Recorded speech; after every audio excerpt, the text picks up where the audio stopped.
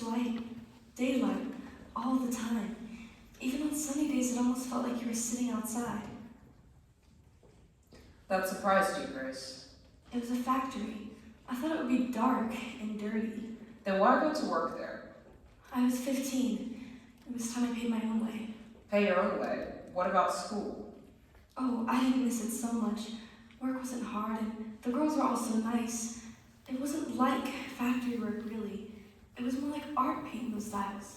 I'm We were artists. really not the one you should be talking to. Von Sashaki, he's the one you should talk to. No, Arthur, you know he won't talk to us. It was his process. Tell me more about that process, Arthur. You used a powder? We used a powder. The girls mix it with an adhesive to make paint, and that business with the brushes. I didn't invent that. They were doing that when I started there. But you knew about it. We all knew about it. We just didn't realize what it meant. Irene, In here? what are you doing? Just don't. Amalia is working inspection today. Is that bad? Not for us. She's gonna be sitting in this room all day in the dark, checking dials. Poor thing. Poor thing. So we're gonna give her a little surprise. Boo, like the Cheshire Cat. Oh, that makes her mad. Oh, let her get mad. That's half the fun. I don't want to make her mad. Oh, Grace, do you have to be this way about everything? What way? Your lips, Grace. Put some on your lips. It ain't like Amalia don't deserve it. She paints more dials than any girl on the floor. And can't be bothered to talk to nobody either. You say, Amalia, what's new? She just looks at you funny. I don't think she can speak much English. It wouldn't kill her to smile, now would it? She's coming! Get the light!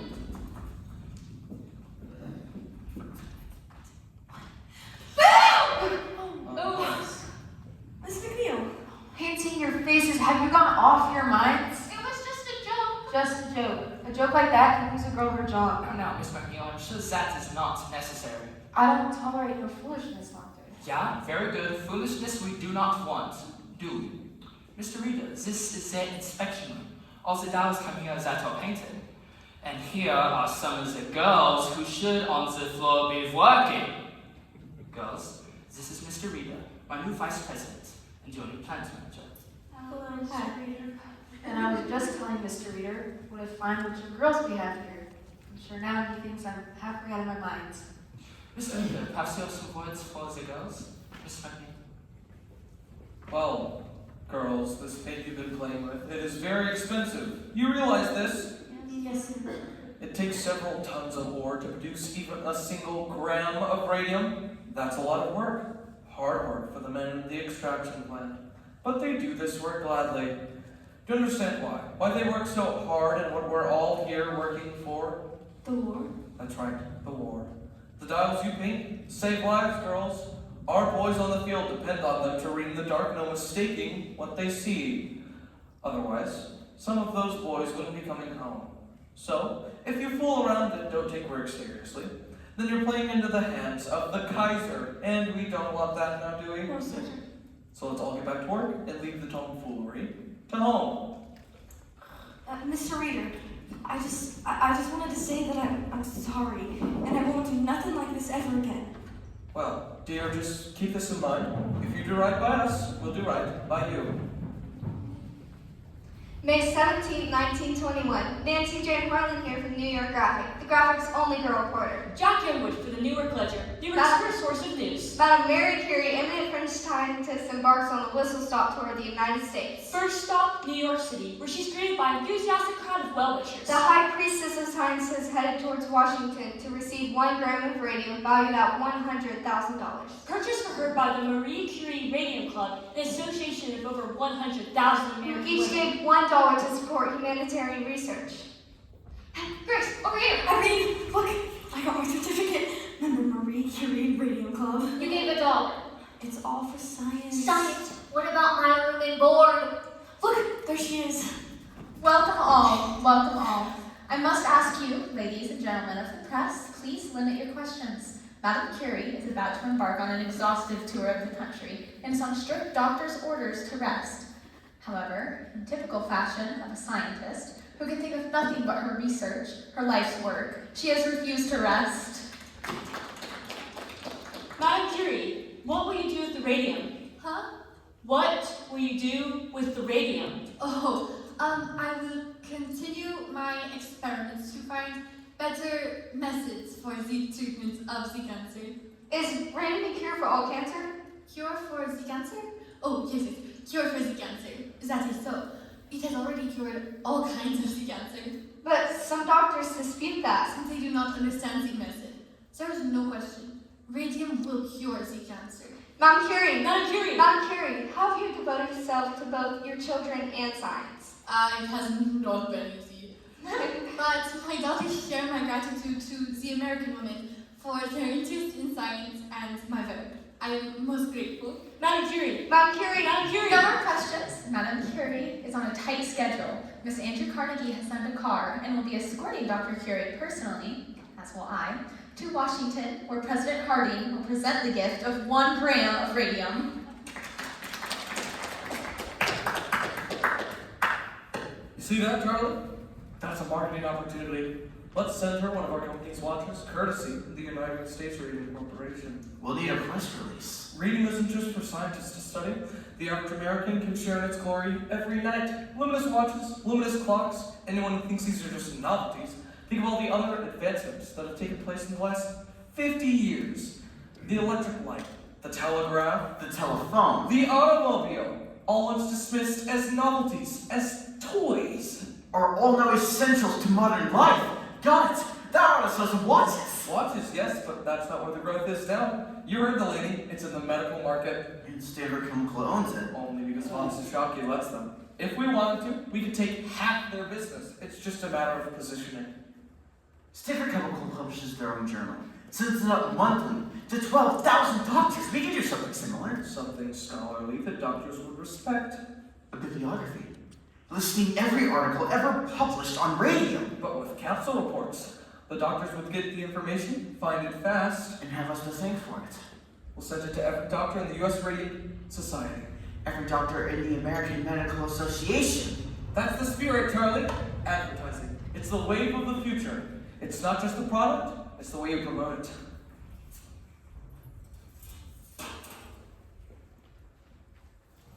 You should have seen it, Grace. The church was filled with flowers, lilies and carnations and orchids. You know how Mahalia loved orchids. They weren't orchids. They were orchids, Irene. Flags. Orchids. I know an orchid when I see one. Purple orchids. Oh, and that smell, Grace. Oh, what was that smell? Flowers? No, close. It was like, I mean, what was it like? It was, you know what I mean? Heaven. That's what I was gonna say.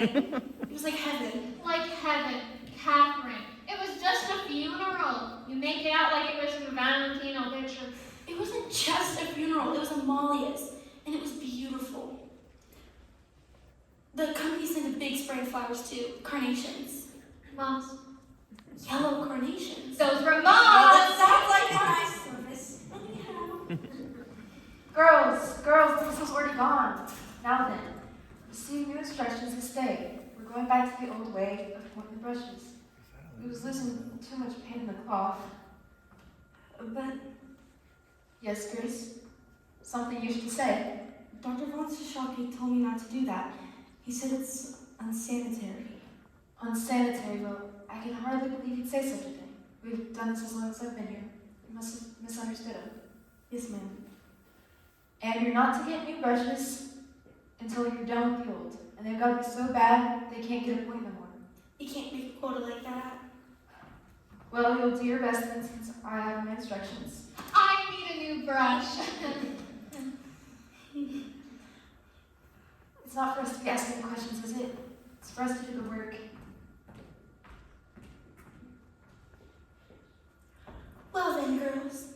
I have my instructions. I have my instructions. Well, here's an instruction for you, McNeil. Let's want to start at your course and... Was she at the service? McNeil, are you kidding? You think she'd cross the street for her own mother? Most everyone else was there though. It was about the only girl from the floor who wasn't. Well, I wanted to come, but Mom was working and I had to watch the little ones. You could have just brought them, all 7. Well, if it were me, I would have tried to be there. Just lay off. Grace, as bad as it is. Well, were many of the fellows there? Oh, tons of fellows were there. Mr. Roth from the front office. Dr. Von Shashaki was there, and Mr. Reader. And he left her home. So he was there all the same. Oh, and Grace, that one fellow from Crystallizing, the one with the red hair. The tall fellow with the freckles? That snaps his fingers all the time. George! Jerry. I think it is George. It's Jerry. Jerry Mallon. He's the one who was always talking to Amalia in the day room. Oh yeah. Yeah. Well, anyways, when the match was over, he went over to the coffee and went like this. Look, this is how I get ready. Oh. No. Yes. Really? Really? Oh my gosh. Oh, for pity's sakes. Well, he did, and nobody could believe it. So what if he did? So what? He was in love with her. That's so what? Don't you think so, Grace? Well, I guess he had to be if he did that. Her family took it awful bad too, Grace. Albina, Quinta, every one of them crying. Even her father. I ain't never seen him make a cry like that. He was just bawling like a baby. You know why too? Because their daughter had died. What she died from.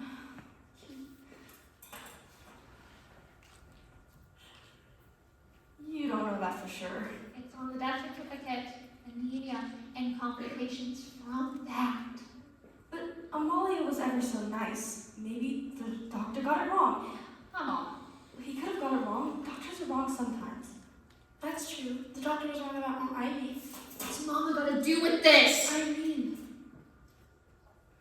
Up to the day Aunt Ivy died, the doctor said that she just needed to go home, get a good night's rest, and drink a cup of tea. But 2 days later, we was taken to Rosedale Cemetery. Girls, your attention, please. The gentlemen are here to make an announcement. Thank you, Miss McNeil. Girls, we are here to put a few rumors to And rest. explain some changes, yeah? As some of you may have heard by now, the doctor is stepping down, and he wanted to take this opportunity To make us goodbye, and Mr. Reader has kindly consented. Some of you I have known since you were little girls, coming here days of war, working so hard, day after day at the bench, 200, 300, some of you $500 a day, so excited to be part of our work here. When this company I start, in my own kitchen, mixing up the paints, I knew I had found something miraculous to make life better, easier. And now, what do I read? More and more uses there are for the radium, more than I dreamed possible. Thank you, Doctor. Yes, thank you, Doctor. Now, girls, the doctor is a busy man, and he must be on his way, so let's all wish him well in his new business ventures. And Mr. Reader, let us give a wish to you also, to the plate he steps as your new company president. Our congratulations to you.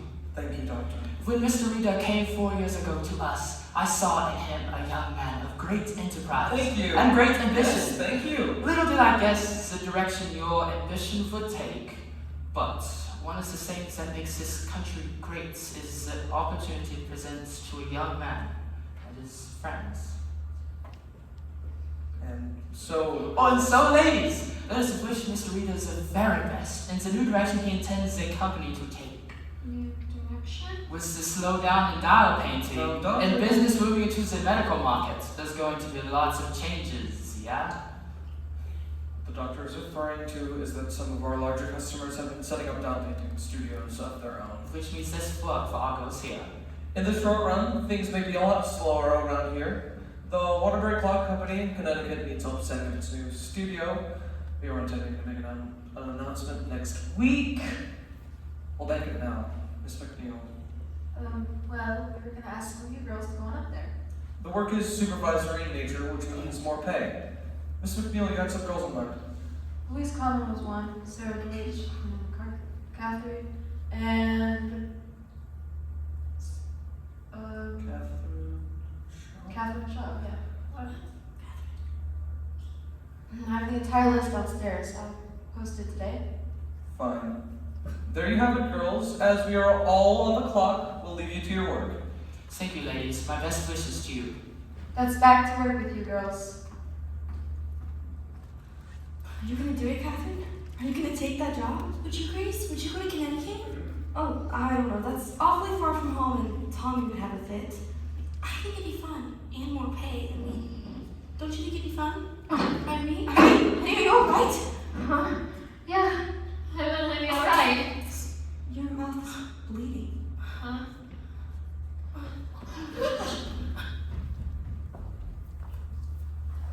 $35 a week. She quits the place. More to life than money. That's what you say when you're young, Tom. But when you and Grace get to be my age, with a house full of kids underfoot, you'll thank God for everything you could buy. You got money put by. How much? Enough to get married on. Doesn't take much to get married on. Do you have enough to stay married on? You let us get married and we'll find out. Tommy, are you still eating? It's good. You're going to get fat. Gotta keep up his strength. He works hard for his money. Just don't start. I didn't say anything. It was your father who hit the roof over He it. didn't hit the roof. You should have seen the man's face, Tom, when he found out Grace wasn't working anymore. Most girls would give their eye teeth for a job like that. Good money, easy work, nice looking fellas to run the place. You didn't tell me about them, Grace. Oh, you know there weren't that many of them. Hardly seemed worth the mention. And she leaves it all behind for reasons unknown. I'm tired of it there, she says. Are you tired of the paycheck, I says? Who needs a paycheck, she says. I got a boyfriend to take me on Saturdays. She said that? Oh, you know I didn't. And besides, I got a job. I started the bank on Monday. Oh yeah, the bank. And what's it pay? Enough? Enough. Always enough. You know what that means, Tom. It doesn't come close to what it pays up at the radio plant. It's office work. Office work. Well, I guess that means you'll be spending more money on clothes then. Boy, she really esteemed it. I just don't see what difference it makes. So as long as I'm working somewhere. Don't make no difference to me. I just thought you liked working up there. Well, sure I did. I worked there 4 years. So, I've been delivering mail 8 years, and I plan to keep delivering mail another 10 to 20 years. If I'm lucky, nothing like steady work and a good pension to help you sleep at night. I don't have a pension, and I sleep just fine. Oh, I'm sure you do. So how come you quit, Grace? Lots of girls are quitting. Work is slow. Besides, since I've been left, it just hasn't been as much fun. And wouldn't you rather have a girlfriend who works at the bank? Not as much as I'd like to have a wife who don't work nowhere. Close your eyes. I have a surprise for you. Yeah? Not that kind of surprise. Close your eyes. Now look. Wallpaper. That's for the baby's room. Baby's room? You won't kiss me, and now you're talking about babies? There's gonna be babies eventually, Tommy. Well, sure. But, you know, Grace, most girls, they tend to get married before they decorate the nursery. Plan ahead for once. Pick one. They look the same. No, they don't. This one has big flowers, and this one has little flowers. So pick one. Is this some kind of test? No, it's just wallpaper. It is some kind of test. Pick one, Tommy. This one. Really? The other one, then. Which one do you like, though? They're both nice. But I want you to like it too. If you like it, I like it. Wallpaper is wallpaper. No, it isn't. You gotta pick something you can stand to look at for 20 years. Wait, same way you pick women? Keep it up, smarty pants, and you won't ever get that kiss. Oh, okay. This one hands down. I like it too. A nice neutral yellow goes with either a boy or a girl. And until the baby comes, you can use them for other things. Yeah. Like what? Like a painting studio, maybe? A painting studio, maybe. Didn't you get enough of painting at work? Not the kind I wanted to, Tommy. At school, I didn't get to do watercolors. But once we're married, I just want some time. Just a little time to myself, since I can do watercolors. Or oils, maybe. I could paint you a picture if you'd like. Grace, you want to paint paintings, paint paintings. I'm not going to stop you. You see that now, Tommy, but wait till you come home some night, some Christmas, maybe all wore out, and every customer on your routes had 3 times the mail. Maybe some dog took after you, Some old lady kept you waiting on her stoop telling you all about her grandchildren, and you won't have the heart to tell her you can't talk. I know you. So you come home all cranky and late, besides hungry, wanting your dinner. And there I am, with my easel set up in the kitchen, my drop cloth on the floor, and my paints all over the table, and your dinner nowhere in sight. What would you say then? That better be a picture of me you're painting. I know what you'd say. Where's my dinner? That's what you'd say. Where's my dinner? Grace, I still admire the painting and I'll just prefer to look on it with a full stomach. So how'd I do? Pick the right wallpaper? I don't know. Maybe I would look at stripes.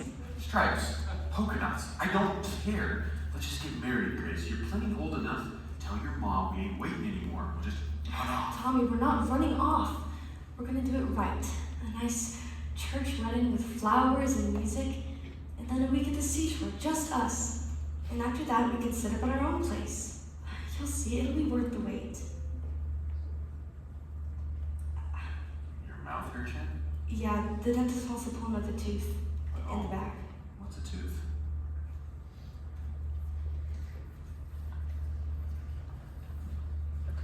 Hazel Kuzer, any connection to the others? Only by virtue of employment. Except she's got a good lawyer. Knows how to write a good letter anyway, that lawyer. And she no longer works here? Left 6 months ago. That makes 4 now. 3. 4 if you count the Metro girl. I wouldn't deliver. She worked here. She also worked other places. And what she died from, you couldn't do here. At least I don't think you can. That's not funny, Charlie. And besides, that's just idle talk. In my experience, there's usually something to the idle talk when it comes to girls like that. From a large family, wasn't she? Italians. The conditions they live in. 10, 12 people living in 3 rooms. It's a wonder they don't all die from one infection or another. 3 then. And how many dead? Only Miss Maja, but I haven't gotten in touch with her people. It's too late for them anyway. The statute of limitations is 2 years. But Miss Kuzer is another story. She's in a position to make some trouble now. In all the time I've worked here, no one has so much as slipped on the floor, and now this. We're talking about 4 girls. And how many hundreds that we've employed? 700, 800 over the years. And some of the girls were sick when they got here. One of the girls you hired was completely crippled. Couldn't even climb the stairs. Her father carried her up the studio every morning. It didn't make any difference to me how she got up to the stairs in the morning. She was a very fast worker and a very sweet little girl. But she was in poor health. She needed the work. Arthur, Charlie. And not just for the money. To feel productive, to have a purpose. That's what work does for us, Charlie. It gives us a purpose. I don't see any reason why we should stop hiring girls like that. When they get sick and try to blame us for it, you might want to reconsider that policy. Let's see what Dr. Drinker has to say. Dr. Drinker?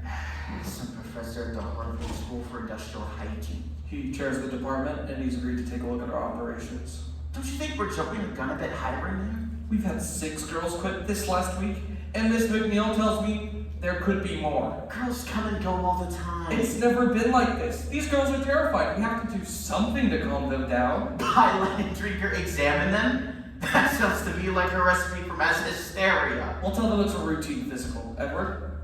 Companies do physicals all the time. Great, then Drinker. We'll start next month. In the meantime, I recommend we make an offer to Miss Kuzer. Settled. There's no proof her problems are connected to us. If she decides to sue, believe me, you won't like the publicity it brings, and neither will your investors. You think this will infect the stock offering? Don't you? Wonderful. We'll open at 30, close at 10. We're not open at all. But if we give this girl something, that'll keep her quiet. It would be a condition of the settlement. Maybe we better do it. Suppose that lawyer has a racket going. He finds sick girls, talks them into making soups, and then we reward him for his larceny. Unless Miss Kuzer genuinely believes she got sick here. Yeah, it could be like Charlie said. She's from a large immigrant family. Not well educated, not a lot of resources. A couple $100 could make a big difference to a girl like that. Pay some doctor's bills, buy some medicine. And from the sound of that letter, the girl doesn't have long to live anyway. So it will be a gesture of decency then. Exactly. What do you think we should offer? March 24th, 1924. Jack Younger reporting from the New York Ledger. Nancy Jane Harlan here from the New York Graphic. Could radiant water pose as a cure for crippling arthritis? Scientific studies suggest a connection.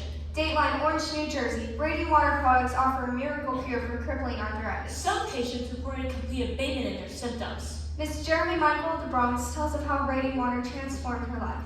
My pain got so bad I could hardly bend over. While others reported only mild relief. This poor brave woman couldn't even bend down to kiss her little ones goodnight. And I've got 3. Let me tell you, they are a handful. Dr. Harrison Marlin, Chief Medical Examiner of Essex County, commented on the study. Preliminary at best. Your recommendations, Dr. Martland? I advise further study. Further study. Then Miss Michaels tried Radithor. They said it would help my rheumatism, so I drink a bottle a day for a month. Wasn't cheap, but I was desperate. The test sample is questionably small. Well, first off, it felt like I'd been hit by a bolt of lightning. It was that powerful. Now, I drink a bottle a week just to maintain my health. I hang laundry and scrub kitchen floors, same way I always done. Dr. William J.A. Bailey of Orange, inventor of Radithor, reports a strong demand for his product. Dr. William Bailey of Orange announces sales of Radithor exceed 100,000 cases worldwide. Radioactivity is one of the most remarkable agents in medical science. I drink Radithor myself and I can vouch for its power.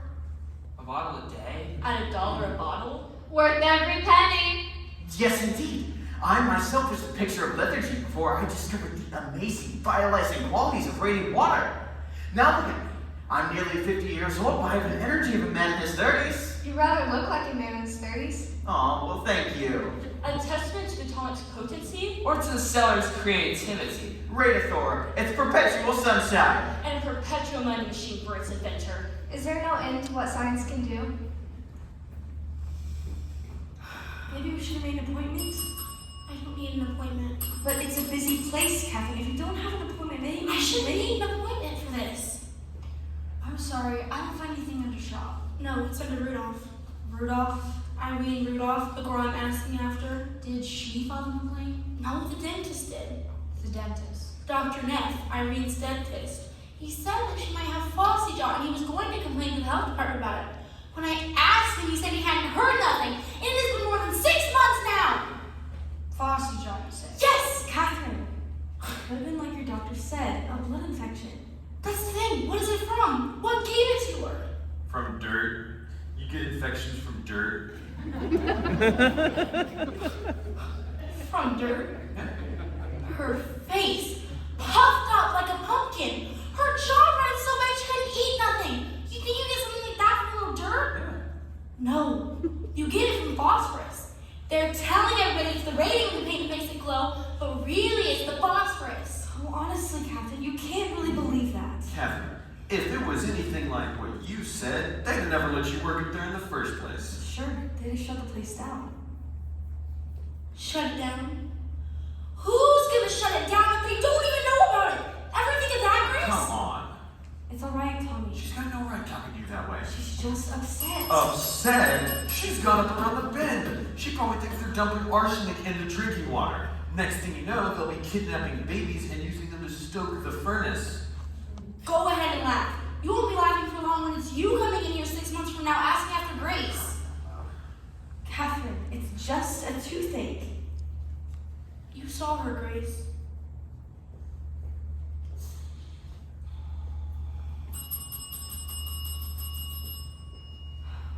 Irene Rudolph? Mm-hmm. She worked at the radium plant? Yes, ma'am. Nothing. What? The company is in full compliance with all state and health labor regulations. They ordered an analysis of the paint and Let me see. what do you miss, really? The paint is made of harmless compounds of radium and zinc. And who's Miss Young? That's the health officer, Miss. As I was saying, the analysis shows there's no phosphorus in the paint. There's no phosphorus anywhere in the plant. There, you see, Catherine?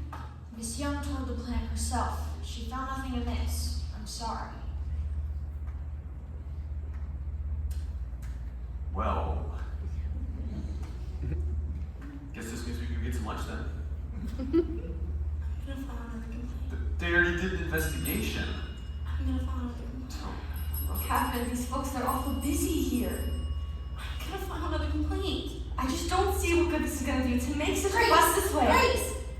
3 surgeries. They wanted to cut her more.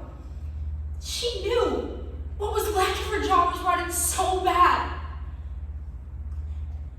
And that smell. Gosh, that smell was terrible. And the worst of it? Irene's biggest fear was being alone. And I left her alone. Grace, when she died, it was in the middle of the night, and there was nobody with her. Nobody by her side.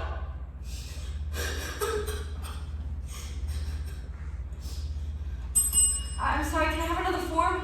My friend would like to file another complaint. Another complaint? Is the girl still sick? No, she died. Wait right here.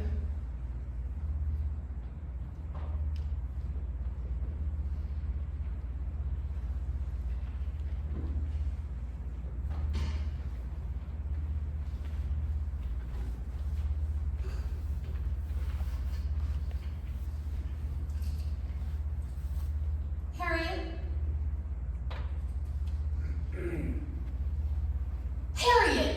Harriet, you'll come down from that tree at once. So I'm waiting for Papa. Fine. When he gets here, I'll send him up after you. There he is! Papa! Papa! Harriet! Harriet, come down at once. Papa! I think you could clear the church. Can you? Do you see grandfather? No, but I see the schoolhouse. Do you think this is funny? She's enjoying herself. Harriet! Tell you what, if she has no one to shout to, she won't shout. They can hear her all over the neighborhood. Can they? When she comes down, I want you to speak to her. She's 9 years old, Diane. And I'm trying to as a daughter, not a son. Time's on our side. In another year or two, she'll lose all interest in trees and develop a fascination with boys. Oh, that's supposed to scare me. And when the time comes, you'll be frantic because she no longer wants to climb trees. What's this? Something to give you a little vitality. You think I need vitality? That's what it says on the bottle. Is it pure? We're a supplier. Want to try it? Well, if it will give me vitality, how could I refuse? That's really good. Your father came by to see me today. Another hard luck case. 4 children at home, all under the age of 6. Let me guess. Wife in the hospital with cancer. Yes. And the husband's been laid off. Let's see, the brickyard. Yes. Through no fault of his own. How'd you know? Father wanted to see me yesterday. It's never enough with him just to have ordinary ambitions. You have to have a mission in life. And you do. No, I have a business plan. You can't tell me you would help this man if you could. If I could, but I can't give him a job that doesn't exist. What about Dan Lehman? Dan. Maybe he could use some help? Dan needs a trained technician, not a bricklayer. Don't you women have a social club for things like this? You mean the Women's Club Civics Committee? Right. Yes, the club takes an interest in such cases, but we're not an employment service either. Which is why I thought you could help him. Oh, you do love being married to the company president, don't you? It has its advantages. Ever think of trading it in? Do you? I had my shoes shined this morning. When I sat there and watched the boy work, I thought to myself, this is quite an enterprise. The work walks in, the work walks out. No inventory, no warehouse, no health inspectors, and no stock price. And you'll trade all of it in for your own shoe shine stand. Plus headaches that way. So you're on those moves again? What is it this time? You can tell me you know. Nothing to tell, really. This is going to be our best year ever. So it's the prospect of success that you find so disheartening? I'll go get my checkbook. What for? Your bricklayer? Artie, he needs a job, not charity. What is it your father says? A working man must work. It wears on So his his soul not to work? Well, if it's a prospect of his soul, that's different. Alright, I'll have him talk to him. Artie. But I make no promises, Diane. No promises. To your health.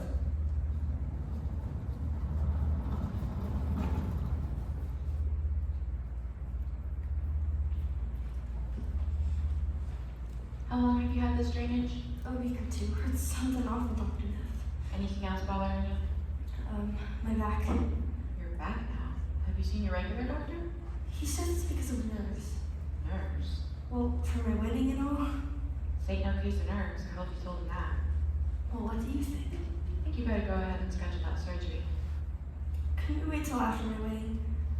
Wait too long and you won't have no way. What? Miss Fryer, I want you to listen to me. Your jawbone is decaying. That black pus oozing out of your gums, that's the bone itself.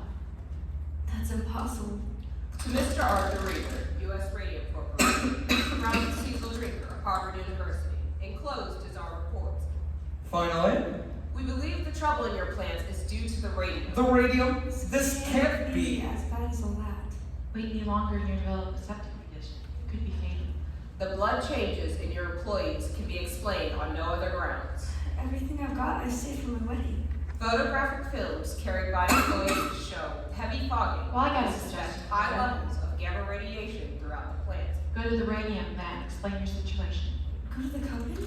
We realize no proof can be offered at present, Once they see what kind of shape you're in, they ought to feel obligated to help you out. but in view of the material in the literature and the facts disclosed by our investigation, I don't see how they could refuse. we recommend immediate and drastic remedial action. Look, I'll do it right now. They could just work for me and pay my bills directly. You think they'd do that? They got a moral Charlie! obligation, don't you think? I guess so. We'll do it right now. I'll get some paper. He has to be wrong, that's all. He's wrong. Charlie, he has to be wrong. He must have overlooked something. If we're suffering from a new ailment caused by the radium, it should occur generally throughout the plant. One would expect. Several hundred milligrams are in one solution at all times in big vats. Several hundred in crystallizing. And our backyard is filled with tailings. Radium is present in good amounts all throughout the facility. If it is the radium, then the incidence of the illness would be highest in a laboratory. And yet nobody there is sick. Then perhaps it's some combination with the radium and the zinc. Or something peculiar to our plant alone. Some bacteria, perhaps? In the brushes? It can't be the radium. There are dozens of application plants all across the country. None have even reported something like this. The Department of Labor wants to see the report. Yes, I'm aware. What are we gonna do? This would tear us to pieces. What are we gonna show them? If they want to see the report, we'll show them this. One page. Most important page. Drink will never stand for this. Trigger works for us. This is a proprietary report. What we do with it is our business. But the Department of Labor, Arthur. We just need time, Charlie. Just a little time. They can shut us down for this. Scientists, government men, they have no idea what it takes to run a business. Von Sashaki thought advertising was a dirty word. He laughed at the very idea of promotion. But we showed him, Charlie. We showed him. We're the largest single supplier of radium, the largest in the world. You think I'm just gonna stand idly by and let our good name be dragged through the mud? Trust me, Charlie. It's awful nice of you to come all this way, Dr. Flynn. Not at all, my dear. Not at all. Well, I told my other doctor that he was coming over here, so he gave me the results of my blood work. Excellent. And so? I say, Miss Fryer, your blood looks better than mine. It does? That's what happens to an old man who smokes. Now tell me, what else seems to be bothering you? My feet and my back mostly. I've had to wear a brace for a while. Oh, so I see. And this happened before you left the company, or after? After I left. Dr. Neff says this all has to do with the radium company. Another girl I worked with, Irene Rudolph. Oh, yes. Terrible thing. Vincent's angina. But what's that? That's an ulcerated condition of the mouth, my dear. From the radium? No. It's a rare and unfortunate result of poor dental care. So this be a lesson to you. Always brush your teeth. There was something else about this in the paper, about other girls who got sick. Another girl I know who I worked with, she's in the hospital in New York and the doctors don't know what to do. They've never seen anything like Miss it. Fryer, don't tell me you pay attention to anything in the papers. Those stories are not scientific. Reporters are not scientific. They do not follow scientific methods. They write to sell, not to educate. The scientist is not concerned with cells. He's concerned with the truth. He undertakes years of painstaking study to to arrive at an understanding of intricate natural processes that most people would presume to comprehend. You would do well to listen to science and ignore the nonsense written in those papers, because I can tell you right now, the radium has nothing to do with what's ailing you. Then what is ailing me? Poor diet, Miss Fryer, poor diet. You must eat more fresh fruit. Hard to do in the winter. And raw meat. That will help with the anemia. Raw calf's liver, particularly. Cook it if you must, but eat it twice a week at a minimum. Oh, no. Miss Fryer, I take a purely scientific interest in the situation. By letting me examine you, you're helping me advance my own studies. I thank you. Call me anytime, dear man. Okay, Dr. Flynn, thank you. Happy to be of service, my dear. Dr. Frederick Flynn, PhD, Physiology, Columbia University. PhD? This isn't a real doctor. My findings, Mr. Reader? He's seen half a dozen girls that used to work at the company. Word I hear, he's working for the plant. An objective evaluation, I trust? The source of my funding has no bearing on research. I let that fellow examine me. I didn't examine her, per se. It wasn't a medical examination, per se. Nevertheless, you were able to offer her some useful advice? I did my best for her. Every girl he sees is the same thing. Nothing wrong with you. Your blood is better than mine, he says. And how are you doing on the rest of the report? The animal studies I conducted show no adverse effects from the radium. The problem, as you suspected, is one of personal hygiene only. I can't believe somebody would do that. Straight out lie to you like that. Nothing surprises me. It's exactly like you said, Catherine. Those people will say anything, they'll do anything. Except the right thing. Well, we're gonna make them, Catherine.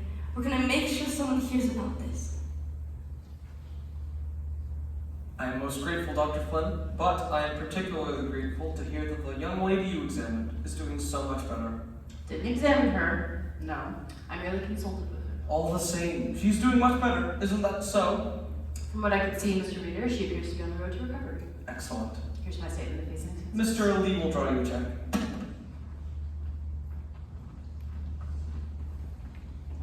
And so, I leave you now with this one thought, ladies and gentlemen. We do not have to accept injustice. We can use our powers as consumers to influence the practices of those who should profit from our patronage. Thank you. Thank you, Miss Wiley. And thank you to the New Jersey Consumers League for another job well done. Now, that concludes our program for this evening. I don't believe we have time for any questions, but we hope you will join us next door for some light refreshments. You want me to? My throat's a little dry. Can I help you, miss? I'm here to see Miss Wiley. You're not a member of the Women's Club. No, ma'am. Are you a guest of a member? Maybe Miss Then I'm Wiley. sure Miss Wiley would be happy to speak with you during her regular No, office maybe I want to hours. see Miss Wiley. It's all right, Miss Middleton. It's fine. You must be Miss Farr? Yes, ma'am. Miss Young at the health department said I should come see you. I know I should have stopped by your office, but I just missed so much work lately and I didn't want to miss no more. No need to apologize. I've been meaning to call on you myself. Please, sit down. Me and Catherine, we wrote to the company about our troubles, but we didn't hear anything. So then we went to see a couple lawyers, but they all said they couldn't do nothing because it's been so long since we left the radium plant. Something about the law would allow it? The statute of limitations. Right. And one lawyer, he said he was gonna sue anyhow, only he wants $1,000 up front.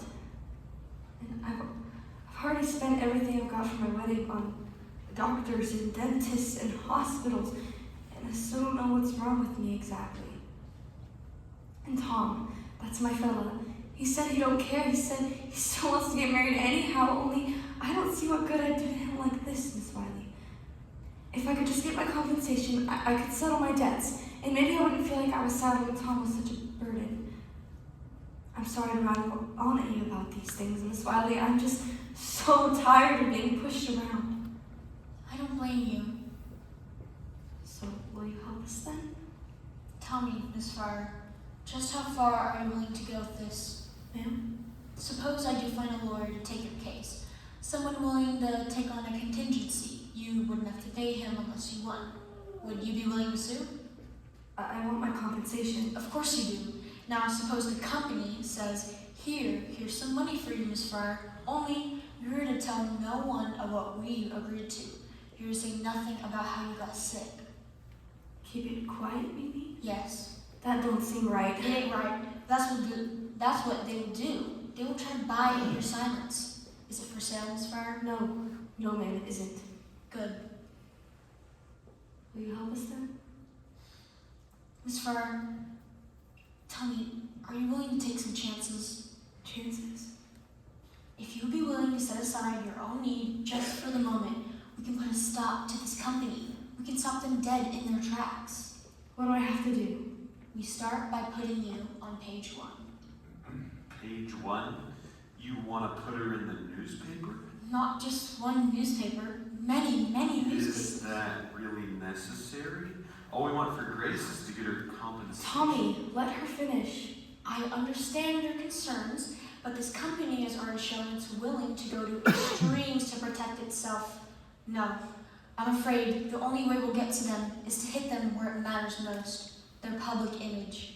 When every newspaper in America tells your story, how you were sorely treated, how you suffered, how the company denied all responsibility. Believe me, Miss Fryer, when that happens, Arthur Reeder will come to the table with his hat in his hands. All right, Miss Wiley. I know, it's a little frightening. No, it's all right. Right now, I'm more angry than I am scared. Good. You hang on to that anger, Miss Fryer. You're gonna need it. Only be sure no one else sees it. Ma'am? Public sympathy, Miss Fryer. That's our strongest weapon. And the public doesn't have much sympathy for an angry one.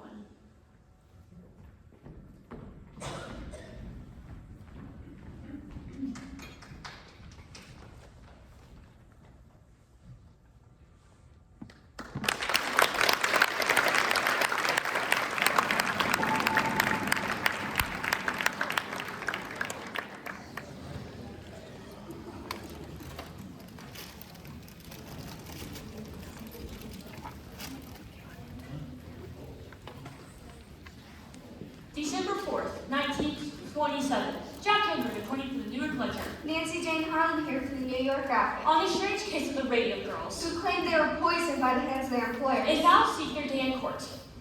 $250,000. That's the price tag of their suffering. $250,000? Ask me, it's all a sham. What do you mean? Those girls were very sick. Sick of working, sure. Doctors say the Radium Girls have only a year to live. Only 1 year to live and 250 grand to spend. What would you do with What that would kind you of money? do to ease your last suffering days on Earth? What would you do with $250,000? I'd buy a wardrobe like Irene Castle's. I'd give it all to charity. Then I'd travel around the world, first class with all my friends. I'd go to the stock market. I'd buy my wife a fur coat and a diamond the size of New Hampshire. I used it to pay my medical bills and pay off the second mortgage on our house, the one my father took off to pay for my last operation. Pretty Grace Fryer sits at home, Suffering bravely through this entire ordeal. struggling valiantly to keep up her flight. For the sake of her family and friends. It hurts to smile, but I try to smile. I know if I don't smile, I'll go crazy. Aw. Tell us, Miss Fryer, how does it feel knowing you have such little time left? I try not to think about it. But it must get to you sometimes. Know what you've been through? And the company's getting fat off of your labor? And all they have to say about it is No comment. Don't you just want to punch somebody? Oh no, that won't do no good. I'd rather just think about how it's gonna be when justice prevails. Then I could do something nice for the folks. I never did have no honey. What a fine example of womanhood. We can only aspire to bear a cross as nobly as this young girl. Mr. Barry, I must object to this kind of histrionics. I had nothing to do with that, Mr. Markley. I've been in this game a long time, Mr. Barry. When I see a story like this move over the wires, I am not so naive as to believe that a plaintiff's attorney has nothing to do with it. What's your proposal, Mr. Markley? $1,500 for each girl. $1,500. That's not even a year's wages. We think it's very generous, considering that your case won't survive the statute of limitations. This is a case in equity, sir. The Chancery Court will come to a different conclusion. The Chancery Court can't rewrite the law, and the law is clear. 2 years from the date of injury. Your clients are out of time. 2 years from the date the cause of injury is discovered. That's very creative, Mr. Barry. Very clever. I must admire your imagination, but you've a long way to go before you convince the judge. And in the meantime, Mr. Markley, the press will continue to take a great interest in the story and in the company's complete indifference to its workers. No doubt that will prove to make good press for the Consumers League. And you accuse us of exploiting these girls. You're the one hiding behind the statute of limitations. Hiding, Miss Wiley. You know very well the law never anticipated a situation like this. These girls were dying years before anyone knew the cause. Before anyone knew. Does that include the U.S. Radium Corporation, Miss Wiley? When, or I should say if, this case makes it to trial, I only hope that's your opening argument, Mr. Barry. You will have made our defense. See you at the hearing. The arrogance of that man. Tell me again the purpose of these articles, Miss Wiley. Public sympathy, Mr. Barry. That's the engine of reform. You are antagonizing the company. Then the strategy's working. And what about the girls? How does it help them to read in a dozen different newspapers that they have so little time to live? Mr. Barry, surely you can see the U.S. Radium Corporation cares nothing about the girls it has poisoned. But the average housewife in Orange cares very deeply, and so do millions of women across the country. These women shop, they buy watches. Markley can be as smug as he likes, but the Consumers League campaign will lead to only one outcome, and he knows it. That's why he was here today. I only hope you're right, Miss Wiley. Public sympathy, Mr. Barry. Wait and see.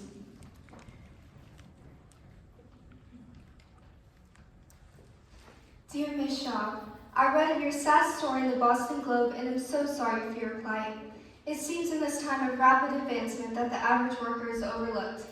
I would like to share with you girls the key to my own good health at the age of 92. It is called Christian Science. Dear Miss Fryer, I read of your woeful situation in the Atlanta Constitution, and I am prepared to offer you a solution. Venacine, a wonder tonic made from all natural ingredients. Venacine will restore your health and vitality. We are prepared to offer you girls a lifetime supply of Venacine in exchange for exclusive rights to use your pictures in our advertisements. Dear girl, I read about you in the Billings Gazette. I run 100 head of cattle up here, and I'm doing very well by myself. I always long for a companion, and am well equipped to offer you a comfortable home in your final hours. A girl like you has suffered so much. Don't you think you deserve a few fleeting hours of happiness? Sincerely, your admirer, Leonard F. Watkins. P.S. Enclosed is my picture. This man actually sent a picture. Oh my goodness. Catherine, shall I get the nurse? No, I did this before. It'll stop. Maybe we should go. No, don't go. But don't you need sleep? Who can sleep? I never sleep. Well, you'll sleep tomorrow. Yeah, might not wake up. Of course you'll wake up. Not if it don't go so well. Sometimes you don't come out of it so good. My mother's cousin went in to get her appendix checked, and the doctor said she'd be fine. Just to go home, get some rest, drink some tea. But then 2 days later, we was taken to the Rosedale Cemetery. Well, you just can't think that way. That's all. Look at this one, Catherine. Miss Wiley says the folks would be on our side, and she sure was right. Here's one from California. Grace, what if we don't win? Of course we'll win. But what if we don't? My father will lose his house. We'll be on the streets. You'll be on the streets. I mean, your father will sell thousands. And you and Tommy won't ever get married. How can you stand it, Grace? I mean, how can Tom stand it? Catherine, please. As soon as the judge hears our testimony, he's going to rule for us. All they got to do is take one look at us and it'll be over in a day. You really think so? Sure. Once they see what kind of shape we're in, it'll be awfully hard to ignore, don't you think? I mean, I guess it will be pretty funny to see the look on Mr. Reader's face when we get up on that stand. Now, you want to read some more letters? They didn't have no vanilla, so I got some chocolate instead. Took you long enough? Don't get on me. I got stopped by 6 people on the way over here. All of them reporters, and all of them asking after you. Waiting for me to die? No one is waiting for you to die. Sure they are. One of them called my mother the other day, asked me if I had died, and when she said no, he actually sounded disappointed. Oh, eat a little of this. You'll feel better. Evening, girls. How about a picture? For the love of Mike, what are you doing?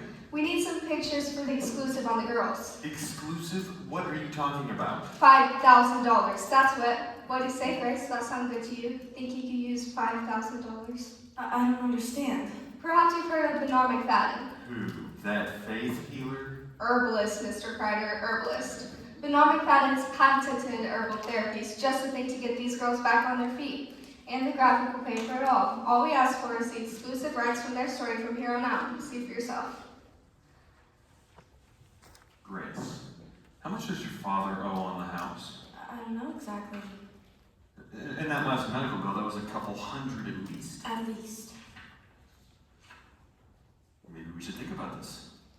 And all we have to do is talk to this herbalist fellow. Of course, we'll have to get our money's worth, a regular series of features with pictures, following the course of your treatment, illness recovery, or otherwise, depending on how it goes. And then you print more papers. Maybe we'll add color. Everyone adds color. It don't sound so bad. Maybe we should talk to Miss Wiley about this. Miss Wiley, what's it to her? You're the one with bills to pay. Don't feel right doing this without talking to Miss Wiley. You're a big girl, Grace. Can't you make your own decisions? Of course I can make my own decisions. You'd take it if it came from the company. The company owes us a lot more than that. If you ever see it. Maybe we should talk to Miss Wiley about this. Just don't feel right. Grace, you're gonna talk to them reporters anyhow. Why not make something out of it? He's right, you know. Why give your story away when people are crazy to read it? The day we ran the feature on you, bang, sold out of every copy at every newsstand. Everybody can sympathize with plight of some poor sick girl facing certain death with no fulfillment in motherhood. I'd like you to go now. My friend is tired. She needs rest. Grace, at least think about it. Sure, think it over. There's no reason you shouldn't get something out of all this. Why keep your nose clean when everybody's down to their elbows in it? Gentlemen, I have treated a number of girls who claim they got sick here. One of them, the jawbone rotted so badly, I removed it just by lifting it out of her mouth. As you can see. That's all right, Dr. Neff. You can put that away. Maybe you'd rather get it on an X-ray. This was an expensive case to treat, and I never did get no compensation. Girl died, her family never paid. I sympathize, Dr. Neff, but what has that to do with us? Hear me straight. There's going to be a lot more girls coming and saying they got sick here. So maybe we could do business. I scratch your back, you scratch mine. I'm not following you. Suppose you were to give me the list of girls who had worked here. I see it there are no more lawsuits. You think you could cure them? Could cure? No. I'm saying I scratch your back, you scratch mine. How so, Dr. Neff? I'd examine them from radium narcosis, or something in your favor. Or pyrrhea, say, or something of the sort. Quite a few cases die of a natural death anyway, and the rest we can wait until the statute of limitations kicked in, and it's too late to sue. You'll convince the girls they haven't got a case against the company? Exactly. And if I could testify it was some other problem. It'd be a strong testimony coming from the dentist who treated them. What makes you so sure that they would come to you? They'd come to me if I didn't charge them nothing. Because we'd be paying you? Exactly right, Mr. Reader. I'm suggesting a gentleman's agreement here. Better off if it's not in writing. No. All right, then we'll put it in writing. We'll do nothing of the sort. Your proposal is simply immoral. We'll have nothing to do with it. Immoral, you say? You're a fine one to be talking about morals. Mr. Lee. When you got your own hired guns ready to testify. Those were expert witnesses. Expert witnesses, paid lackeys is more like it. And none of them got the dirt I got. If you're smart, you'll play ball. You're threatening me. Just a business proposition, Mr. Reader. Mr. Lee, see Dr. Neff to the door. All right. You don't want to play ball with me? Fine. But believe me, when this all pans out, I won't be the one holding the short end of the stick. Gentlemen, I want you all to make statements on what happened here today. We'll send it to the State Dental Society, and then Dr. Neff will truly see who's playing ball and who isn't. An excellent idea. I don't know. Perhaps we shouldn't be so quick to dismiss Neff's proposal. What do you mean? We're in a very bad situation here, Mr. Reader. And it's only going to get worse. The papers are full of stories about these girls. Making them out to be saints. And what defense do we have to put out? Except that we'll try our case in court. And in the court of public opinion, we've already lost. Perhaps we should reconsider. It certainly wouldn't hurt to get a testimony from a dentist who treated the girls. Yes, we should retain them. Retain him as what? An extortionist? As an expert. Like Dr. Flynn. Dr. Flynn is a highly respected professor at Columbia University. Neff is a neighborhood dentist. But Dr. Flynn treated some of the girls, didn't he? He didn't treat them, he consulted with them. He dispensed medical advice, Arthur. It was an expert's opinion, a scientific opinion. How about this? We retain them, but we don't put them on the stand. Just to keep them from testifying for the women. That's the most important thing. Yes, I agree. The most important thing. Would you agree to something like that, Mr. Reader? Mr. Reader. Mr. Reader? Edward, we can't possibly do this. We can't shake hands with a man like Neff. Arthur's right. We don't want to do business with Neff. He can hurt us. We have to take steps. Dr. Neff has already given us everything we need. New evidence, gentlemen. This is grounds for a postponement.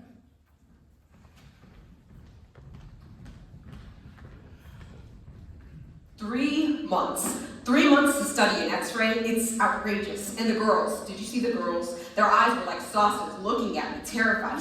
How are they going to hold out 3 more months? Catherine Shaw could barely make it into the courtroom today. And Grace, she was trying so hard not to cry. And of course, I had all the answers. Go home, girls. Get some rest. That's the best I can do. Get some rest. You're doing wonderfully, Mr. Barry. It's a difficult I case. don't understand people like Markley and Reader. How can he play this kind of game with those poor girls sitting right there? Maybe this will help to explain. I received the You letter. think the company would be eager to take care of this with the kind of publicity this has gotten. But Markley, he seems to enjoy the sport of it. What he can get away with, it's cold, very cold. Mr. Barry, What's this? it's from Catherine Drinker, Mrs. Cecil Drinker of Harvard. She's an industrial hygienist also. She worked with Dr. Drinker on a study of the radium plant.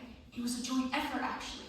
That's very interesting, Miss Wiley, but we've already seen that document. There's nothing in it to help us. You've only seen part of it, Mr. Barry. Please, this is a complete report. I received it this morning.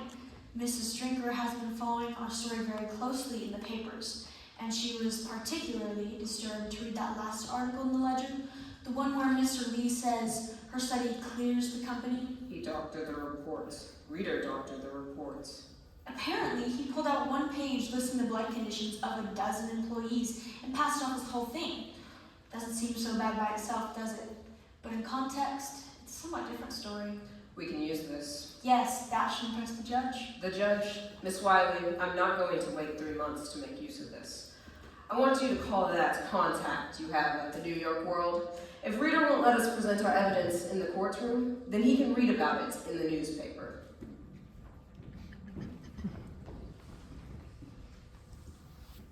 January 12th, 1928. Jack Henry reporting for the New York Ledger. Nancy Jane Harlan here from the New York Graphic. Radium Girls go to court today.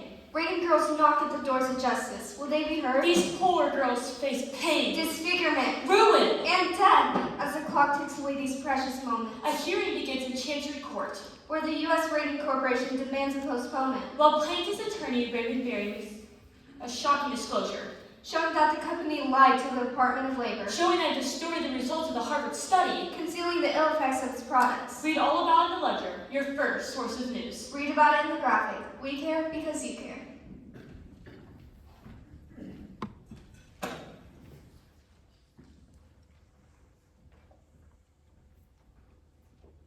Very bad. You didn't read it. I mean, what not to these days? Well, if only other people would do the same. Mrs. Mitchell from across the street, she walked right past me this morning. Didn't even say a word. I know she saw me. And the woman at the market, then they glanced at each other. The whispers. Why don't you put that away? At the club today, someone actually had the nerve to say to me, "Is it true? Is it true?" she said. "Did your husband poison those women?" I said, "Mrs. Cowles, if you think that's true, then why would you speak to me at all? I certainly would not associate with a woman whose husband did such things." What do you want me to say, Diane? I knew that we were poisoning people, but I didn't want to stop because we were making too much money. Is that what you want me to say? I certainly don't want you to say such a thing. Even if it were true? Or especially if it were true? Is it true? Is that what you think? What would you like me to think? For heaven's sakes, Diane, don't you see what's going on? It's Von Sushaki. He's behind all this. He's jealous of our success, and he's feeding information to the Consumers League so they can railroad us. Why would the Consumers League ever want to do something like Bunch that? of radical women, do-gooders, half of them Reds probably, socialists. That's what they are. Same thing with that club you belong to. What? You women think you can go around, solve the world's problems. I'm sorry. Well, your husbands go out and make a living. You're going to quit that club. Quit the And club? stop talking to that idiot Miss Middleton. You're not making She any doesn't sense. know anything. None of these women know anything. You don't know anything. Did you lie to the Department of Labor? What? Look at it. Did you lie? I didn't lie. I just didn't agree with Drew's results. Arthur! I have a fiduciary duty to this company. I can't listen to this. Diane, I have documents. I have articles. People with tumors the size of baseballs, radium therapy, tumors disappear. Diane, I am tired. I'm going upstairs. we save lives. We make lives better. Mild radium therapy, it heals. You can't possibly think I'm a liar, can you, Diane? No. Do you ever think I would set out to poison people? To hurt you or to hurt Harriet? Certainly not. Then, 13 girls have died. people die every day. But they worked for you. They also worked other places, Diane. I have a report from Columbia University says the radium has no connection between these illnesses. Would you like to see the report? Then what could the cause be? I don't know, Diane. I simply don't know. I've tried everything I could to find out. No one knows. Please, just say that you believe me. If you don't, then this is all for nothing. Oh, Artie. Diane, do you remember what you said to me that day that I told my father I wasn't going in the ministry? You can do as much getting abortion as you can in church. I was such a scared kid back then, and he was an icon. I don't think I could have done it without you. You could have made it out, Artie. I know you would have. You saved lives. You say lies. You are a good man, Artie. Please don't let that be another reporter. Don't answer that. Arthur! Is that Mr. Lee? What is it? I just got off the telephone and saw him from the ledger. Couldn't this have waited until morning? I'm sorry. Good evening. Good evening. It's Dr. Lehman. Dan? He's dead, Arthur. That's impossible. We saw him last week. He was just here for cards a month ago. They were just here. Marlon's already done with the autopsy. He says it was severe anemia. He's fighting the radium. The ledger's gonna run on page 1. I told the reporter we'd make a statement at 8 o'clock. That's when he needs it, so that it can run tomorrow. One of the services. Sorry? The services. I don't know. Sunflowers, Diane? Yes, that's right. I'll call Louise. Yes, call Louise. Oh, I should go over and see her. Poor Louise, we should go see her right now. I wouldn't do that. Why ever not? She's planning to sue. Louise? The reporter from the ledger told me. She's writing a wrongful death action. I've worked in a statement for the paper. Company chemist for 8 years, always in poor health, recently in decline. But Dan was never sickly. He was always on the golf course, or sailing, or their garden. Artie, he kept such a beautiful garden. Let's talk about this in the morning. You're right. Good night, Miss Rita. Mr. Lee? I'm sorry, Diane. Mr. Lee can be a bit excessive at times. You need to explain. Sometimes it's necessary. It's all right. You need to explain. You're going to throw this away now? There's half the case under the sink. And we will get rid of that too. You'll have no more of it in this house. I'll do it. Diane. I meant to fart a quit. I really didn't expect you to.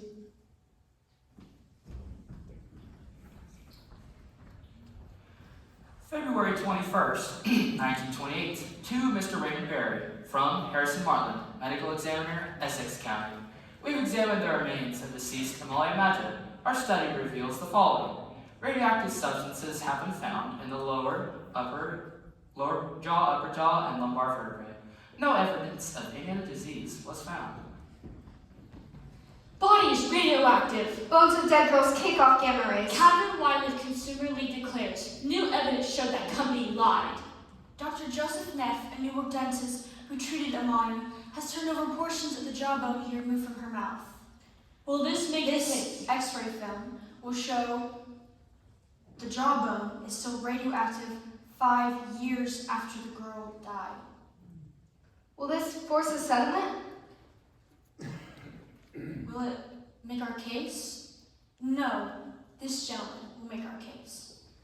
Last night on the Graphics Exclusive, the founder of the U.S. Radio Corporation broke his long-lost silence with this shocking announcement. Radium is one of the most dangerous substances known to man.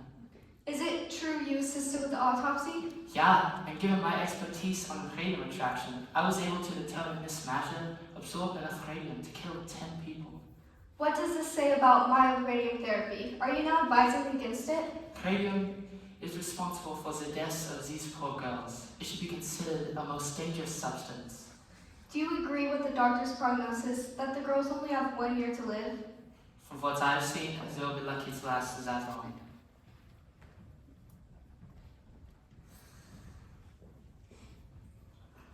I'll tell you what we should have done. We should have took that reporter up on her offer when we had the chance. That's what we should have done.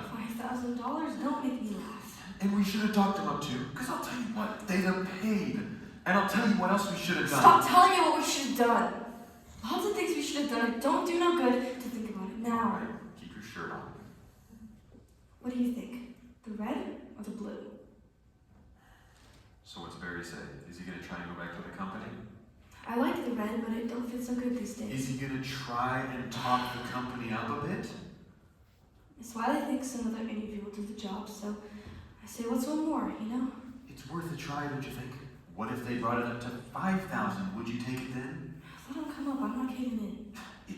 It's called a settlement. A settlement is just another way for them to hide. Let them hide. Then they win. So they win. They're gonna win anyways. I see you got so much confidence in me. Grace, for heaven's sake, you've got one lawyer working for nothing up against 6 lawyers who are getting a bundle, and you think you have a chance? You know what I found out today? They put LED screens in the laboratory for the technicians. Did they give us LED screens? And they want to keep it all Grace. quiet, and Miss Wiley thinks that What are we they're doing closed here, down here and move across the river to New Grace. York like nothing ever Grace, happened. what are we doing here, Grace? I thought the idea was you'd get some money to settle your debts, you'd get a better doctor, and then we could get on with things. Get on with things? You're still wearing my ring. Who told me? Grace, there's a house for sale in my brother's neighborhood. 2 rooms up, 2 rooms down. It's not much, but it's a start. You'll like it. It's even got flowered wallpaper. And best of all, it's only 3 blocks away from the school. The school? What do we need with the school? Plan ahead for once. What do you think is going to happen after all this is over? Do you think everything will just go back to the way it was? Why wouldn't it? I gotta see the surgeon again. Okay. Got some fluid, he's gonna drain it. And then he says there'll be more. And so we deal with it when it comes. Still more, and then more, and still more. Why can't you see that? How can you talk about buying houses and getting married when you know there's nothing? Grace, I can't think about that right now. I want for us to be together now. I want to be able to come home to you at night, to my wife, my home. I'm too old to be living in this in-between life. I promise, Grace, I'll do whatever it takes to make it easy for you. Here, Grace, I should have given it back to you a long time ago. I don't want it. Tell me, please, are you gonna make me say it? You just need some rest. You're not getting enough sleep. Tommy, please. I'll be back again to see you tomorrow. Tommy! You get some sleep. Don't do this to me, Tommy!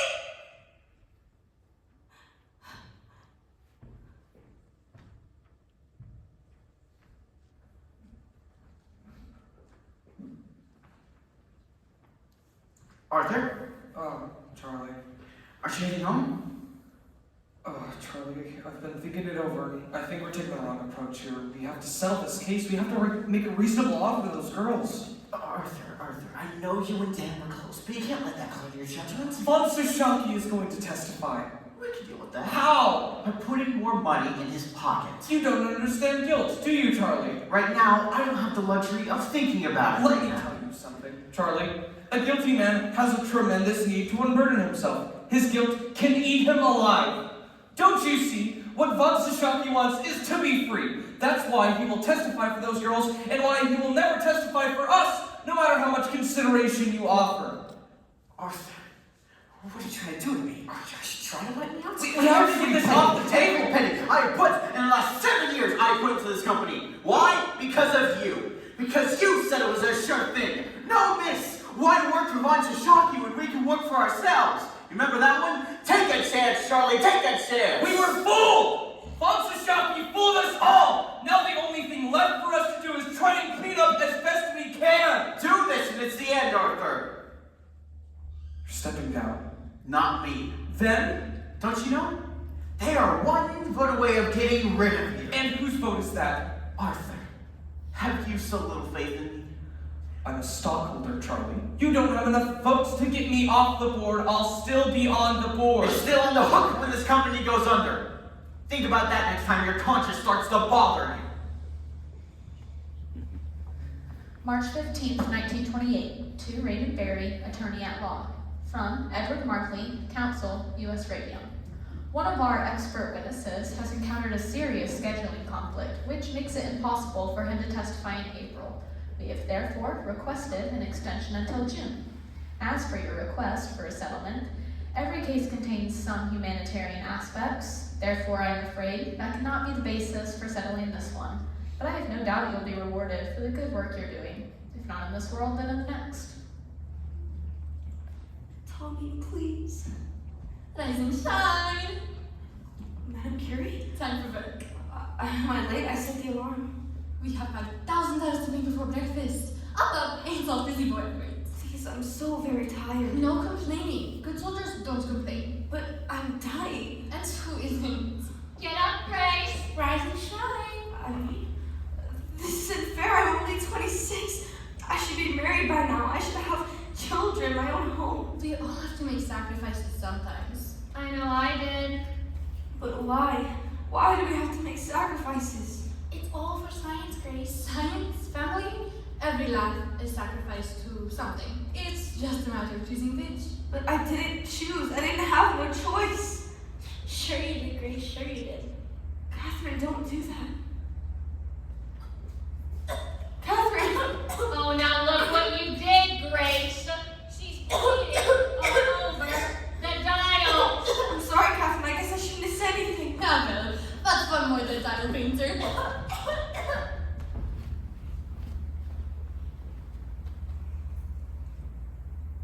Grace? Mama. Grace, Mr. Markley will be here any minute. Mr. Markley? He's bringing the papers by for you to sign. Did you fall asleep? Did Miss Wiley come by? Miss Wiley? Oh, someone came to the door earlier. I think your brother answered it. Look, Grace, you gotta get ready. They took Catherine back to the hospital last night. I know, dear. I know. After you talk with Mr. Markley, we'll go over there and we'll see how she is. Now, put a comb through your hair. I dreamt she died. Grace, don't speak such things. If she dies, it's over. We're 3 months behind on the mortgage, Grace. I know that. You can't let this go on. $5,000, not even a year's wages. It's better than nothing, ain't it? Is that all I'm worth? Better than nothing?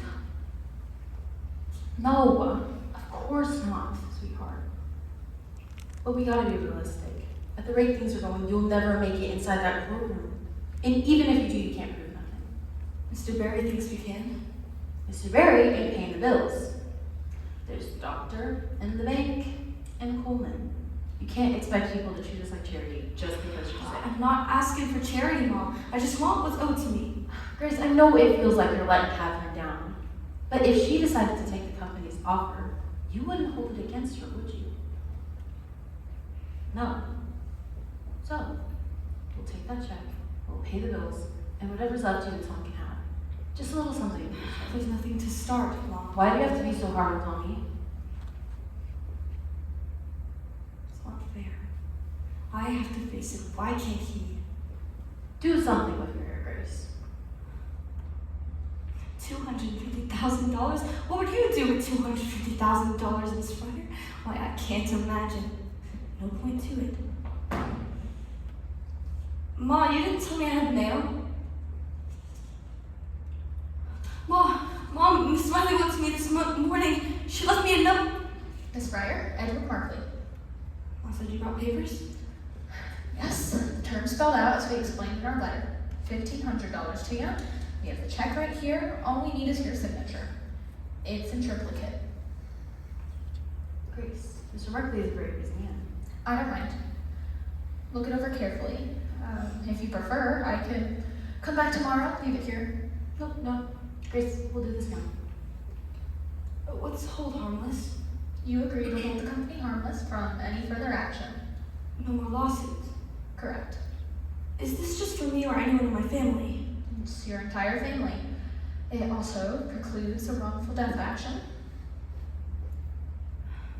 This is a contributory negligence.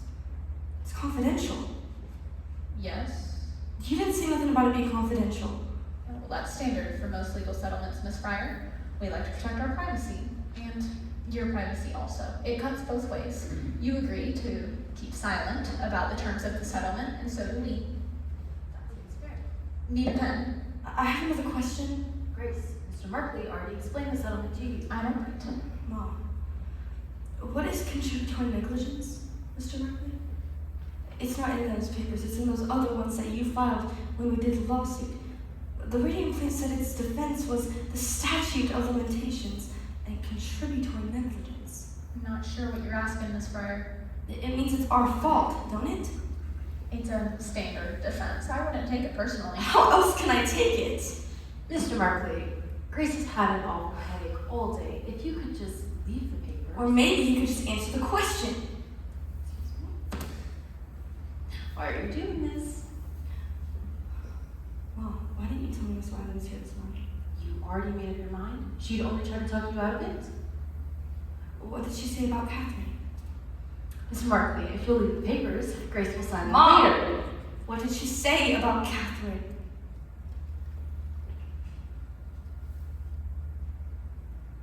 She said it don't look good. Perhaps I should come back later when Miss Fryer is feeling better. Or maybe you could just answer the question.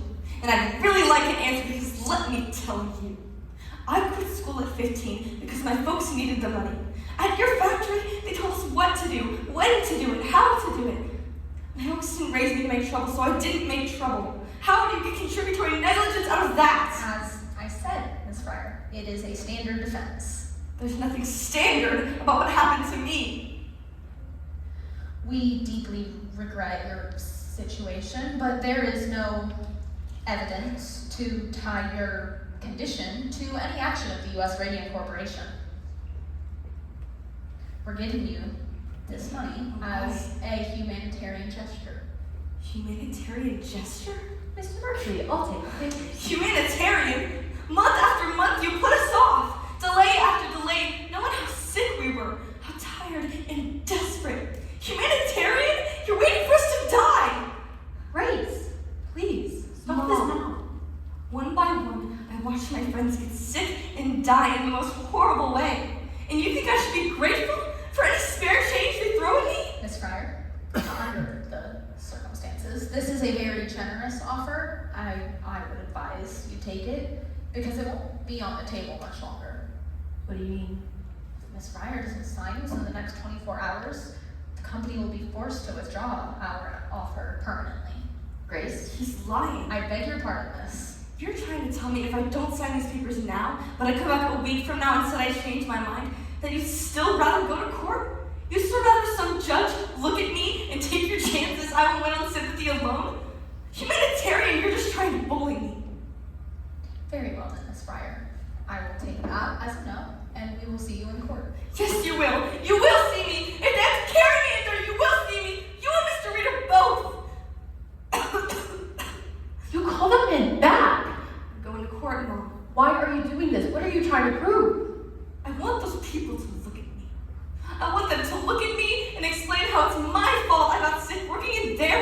And what will that get you? What? Mom, all my life I've done what other people told me to do. I quit school because you said I should.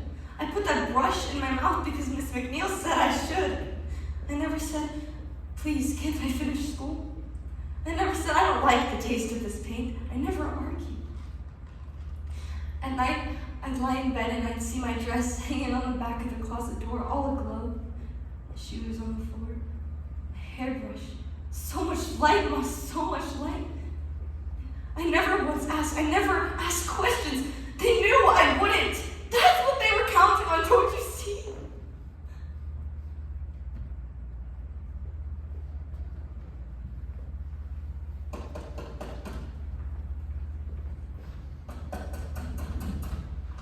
Also, so it's you making all this noise. I left messages with your housekeeper. I know you got the messages. Perhaps a cup of tea will calm You you never told us the paint was dangerous. You never said a word. Not to me, not to Dan. No. You didn't know. You invented the paint, and you didn't know. How can you lie like I didn't know until it was too late, Asa. I should put you through that wall. Perhaps you should, but you will not. You will sit down, you will have some tea, you will calm yourself. I sold watches, for heaven's sake. I was a salesman. And a good one at that. Very good head for business you have. Not such a good head for the science, but for the business, very smart. Always you could find ways to cut the cost without losing the quality. That's a gift also. So, why don't you have some tea? What happened to your hands? It's been that way for some time. What have you been doing? Have you been dipping them in ink? Dipping them in ink? How fond of the pretty story you are. If only it were ink. No. Dr. Martin tells me it is necrosis of the tissue. The cells, they are dying. With the dial painters, in the jaw it started, the necrosis. With me, in the hands. I didn't know. The reason why you should, it has been a long time since I've seen you. How long? But I've known for a while. Miss Wiley, from the Consumer Suite, persuaded me in assisting Dr. Martin in testing the dial painters for radium exposure. There aren't many people around, who can measure that kind of thing. So she came to me, knowing I had the equipment and of course the skill. I didn't believe her either also. I didn't want to believe the girls could get sick from working with my paint. I wanted to show her that it was a mistake. So I agreed to help. Dr. Martin and I conducted expired air tests on the girls. It was then that I found out. When my own breath registered radioactive. Then my fingers, they began to turn black. Now, you wish to have words with me? I'm sorry. Well, perhaps now you should make an appointment yourself with Dr. Martin? Me? What for? Also, did you not notice the glowing dust on your shoes when you went home at night? How could I not? I tracked it all over the house. You could be sure that a good deal of it is now in your lungs. Look familiar? It's a promotional piece. An excellent promotion. How many sales did that book account for? I didn't track it exactly, but I'd like to think it helped our medical market out quite a bit. Page 96. What? Open it. It's the last chapter. Read it to me. We're reading dangerous effects. Dangerous effects. How many articles do you have listed there? 10, 15? About 18 it looks like. How far does they go back, those articles? I don't know. Look at it. The first one's there. What is the date? 1906. 1906. Now let me see. When you go into court, you plan to testify that you had no idea that serrating was dangerous. How do you plan to do that also? When your own book says that it is. How can you claim that you did not know? I never really read it. What's that? I hired a man to put it together. They were responsible for its content. How do you mean you never read the book?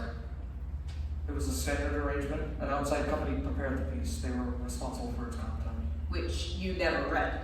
I think you will find, Mr. Barry, that not a lot of company presidents actually read their promotional efforts word for word. It has your name on it.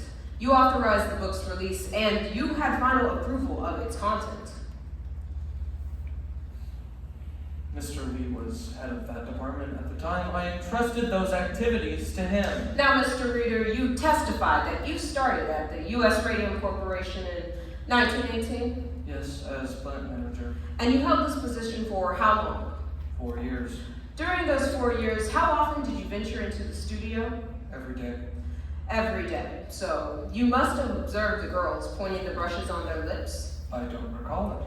You're saying you went into the studio every day and you never saw a single girl put a brush to her mouth? I'm saying I don't recall it. You don't recall it. What do you recall, Mr. Reader? You're an awfully young man to have such a faulty memory. Objection. I withdraw. No more questions. All right, gentlemen, please approach. I'm ready to issue my ruling. Your Honor, we have yet to present our defense. I realize that, Mr. Markley, but this proceeding is determined standing. Now, I've heard enough these last 2 days to make that determination. The radium and the bone today's girls have ongoing waste in their systems. Your Honor, our witnesses are prepared to testify that the company could not have known about the danger. Mr. Markley, in the interest of justice, I am asking that the defense rest without calling me your key witnesses. We can conclude this hearing today and schedule the case for trial. All right, Your Honor. Fine. I therefore rule that this statute of limitations has not been exhausted and these girls have a standing dispute. Your Honor, one thing. I have a very full schedule with 2 other cases pending, and a key witness won't be available until the end of the summer. We can't be available until September. Your Honor. I'm sorry, Your Honor, but our expert chief witness is associated with an institution of higher learning. It is the busiest time of year for him, and I cannot expect him to appear. Mr. Markley is responsible for that situation. He is the one who's already demanded such continuous delays. Your Honor, we have just agreed to waive our right to present a defense at this hearing. Surely you will not force us to go to trial without the presence of our key witness. All right, Mr. Markley. Trial is set for September. This hearing is adjourned.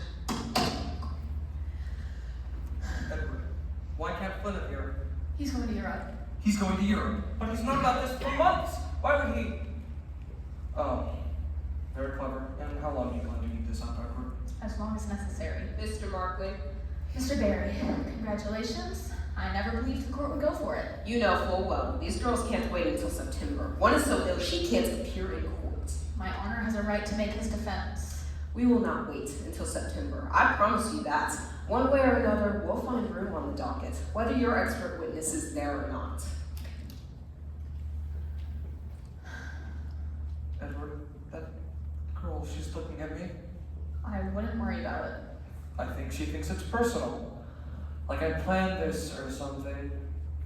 How do I make her understand that I didn't want any of this to happen? You don't. You don't make her understand. You don't talk to her. But she looks like death. They all look like death, Arthur. Grace, that man, Miss Wiley, he won't look at me. He won't ever look at me. He just looks right past me like I'm not even there. It doesn't matter, Grace. He heard you. June 4th, 1928. Nancy Jane Harlan here for the New York Graphic. Jack Youngwood for the New York Ledger. Raymond Berry seeks trial date for early summer. While U.S. Radium Corporation announces a settlement. A settlement? $12,000 cash for each girl, and $12 a week for life. $12 a week? Read all about it in the Ledger, your first source of news. The U.S. Radium Corporation has agreed to pay the medical expenses for each of the girls for the remainder of their life. What led to the settlement? Is this an admission of responsibility? It was purely for humanitarian reasons that the U.S. Radium Corporation submit to the settlement. We admit no liability whatsoever. Where's the company go from here? The U.S. Radium Corporation is pleased to put this lengthy litigation to a close and looks forward to continue its services for its customers and its community. And that's C.B. Lee, President. Catherine Wiley of the New Jersey's Consumers League. Our press statement. Read please with the outcome, Miss Wiley. Finally, these poor girls received some compensation for their suffering, but more importantly, the issue of radium poisoning has been brought to public awareness. Thanks, Miss Wiley. And the spelling, by the way, is Wiley with one L and Catherine with a K. Well, Edward, it looks like we're back in business. What's your game plan? Didn't I tell you? We got a buyer for the tailings behind the building piling up on Alton Street. Oh? Some contractor in Montclair needs a little infill. That's perfect.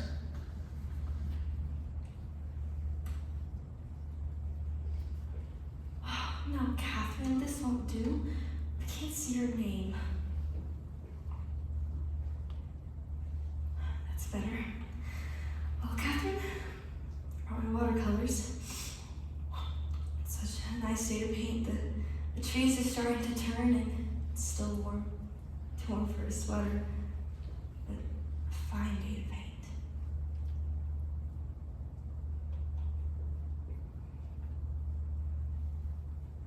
Thought I might find you up here. You're right. Quiet up here. Yep.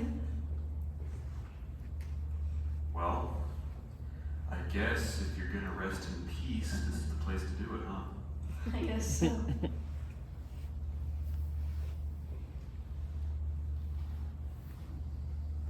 What do you call that? Watercolors. First thing I bought with the supplement money was some paints. I got some oils too. Big spender. Then I bought a car. I didn't know you could drive. I can't, so my brother took me up here today. He's gonna teach me. Grace, you want to learn to drive? I'd teach you. You've got other things to do now, Tommy. You know about that? Oh, Tommy, orange just isn't that big. Grace, I meant to tell you myself. That's It's why I came. alright, Tommy. I'm happy for you. For the both of you. No hard feelings then? Tommy, you think I have time for that? I'm glad it worked out for you, Grace. Are you glad?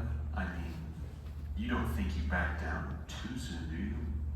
We didn't back down. They backed down.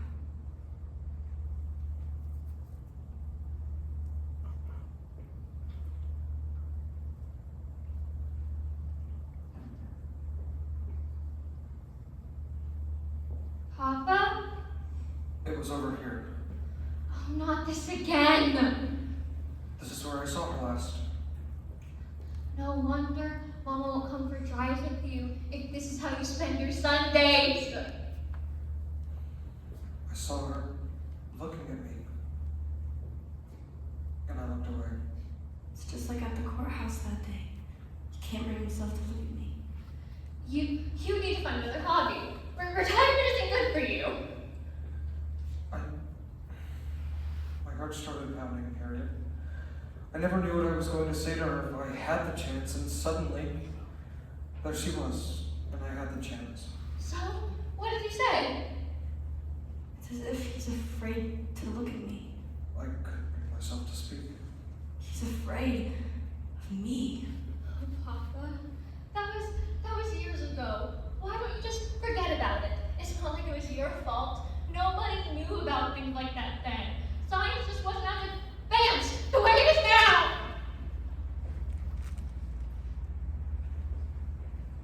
I look back on those days. I remember so clearly climbing the stairs to the studio at Alden Street. At the top of the stairs, those wide, high windows, the smell of the place, chalky like an old schoolroom, the way the floor creaked under my feet. And those girls, schoolgirls really, all bent to the task. No man could ever work the way those girls did. Their hands flying from the dials to the paint to the dials to their mouths. Try as I might, Harriet, try as I might, I cannot remember their faces. I never saw their faces.